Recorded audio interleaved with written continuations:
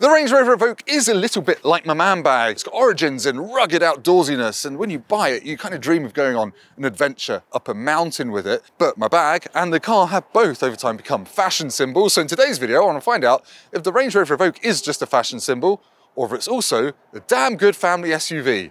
Let's go.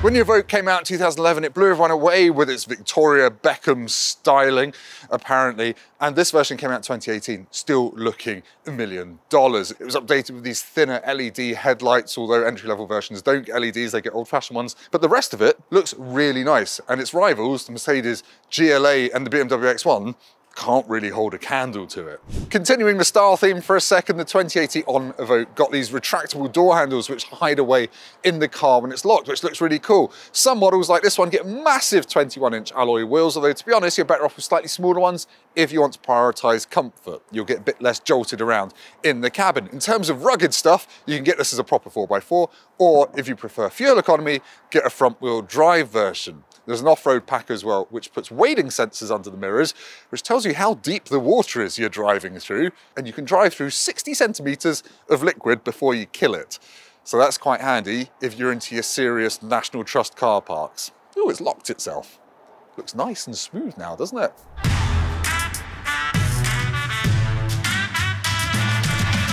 The Evoque might be the least expensive car that will get you into Range Rover ownership, but it doesn't feel like you're going to Harrods to buy a box of paper clips. It feels properly posh in here. It feels posher than the similarly priced Discovery Sport, in fact. You get a lovely 10-inch infotainment screen which swivels out the dashboard in these facelift models. It's got Apple CarPlay, it's got Android Auto. What I would say though is the pre-2020 cars, pre-facelift, the infotainment was kind of sunk into the dashboard like it was in some kind of cave. It's just a bit, doesn't feel that nice. You get a twin screen setup, so you've got an extra screen down here for your climate controls. That is fine, but it's got lots of menus in it, which just takes your eyes off the road when you're trying to heat things up. You get a digital dashboard and everything, but the base spec model and storage is pretty good. Apart from I have to take this out to get to my cup holders. I think you can throw that in the glove box. And you've got quite a big well down here, which has got 2 USBs and a 12-volt socket in it. The door bins are an okay size, but they're not felt lined, so stuff will rattle around. Let's check out the back seats to see if it's practical back there. You might look at the Evoque and think that's got a nice sloping roofline. It's going to be cramped in the back, but it's not so. I'm 6'3". That's my driving position. I've got plenty of knee room, enough foot room and enough headroom. There used to be a 3-door and a convertible version of the Evoque. They're gone and they were cramped in the back, but this one is just fine. There is one fly in the ointment, however. That's when you shut the doors, it feels claustrophobic, because this is quite high. I've also got no USB chargers, I've just got a 12-volt, but the ISOFIX points are easy to access.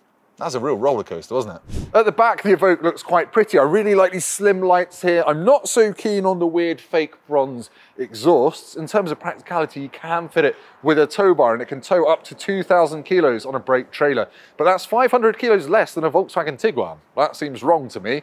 But anyway, the boot space is 591 litres, which sounds impressive, but that's because Land Rover are a bunch of cheaters and they measure boot space all the way up to the roof. Most manufacturers only measure to the parcel shelf.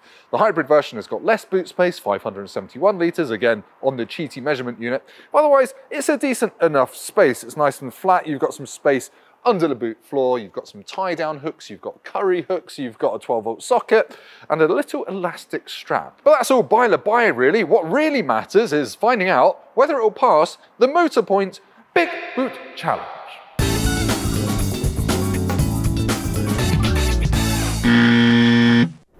Well, you can tell why they measure up to the roof in that slightly cheaty fashion, because those bags just don't fit in, frankly, which is a bit of a disappointment, and I think in the new BMW X1 they would fit with no problems. But let's take it out on the road and see if it impresses there.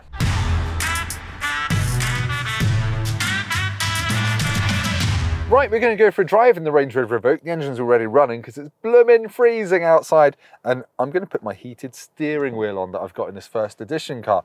First thing you notice when you get in the Evoque is, again, it does feel a little bit claustrophobic in terms of the view out. The view over your back shoulder is pretty bad, to be honest.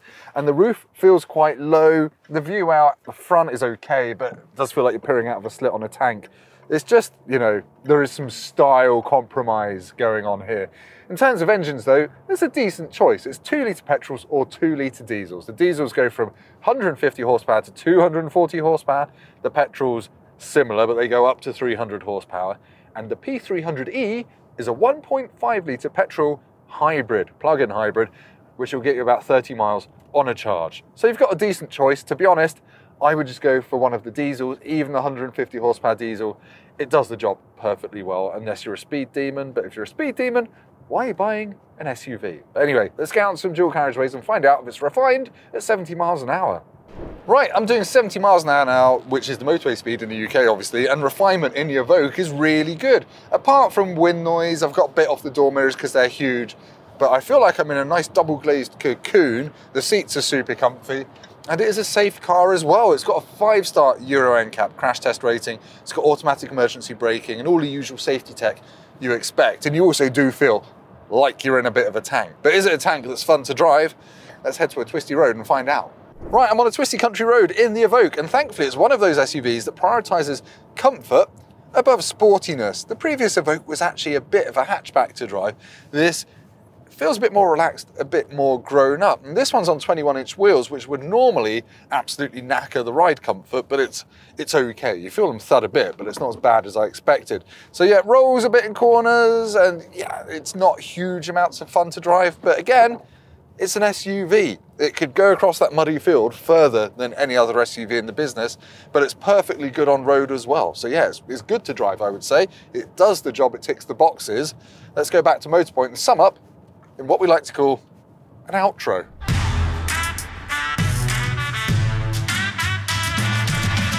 Clearly, the Evoque is one of the most stylish family SUVs you can buy, but that does bring some compromises. The back seats and the boot aren't quite as big as in some cheaper rivals, but if you do want a family SUV that makes you feel like a king or queen, then yeah, pay a bit extra and get one of these. It's also one of the only family SUVs that can go really far off-road. Thanks so much for watching this video. If it's been helpful, please hit like and do subscribe to the Motorpoint YouTube channel, because we've got plenty more nearly new car reviews coming up very soon. See you next time.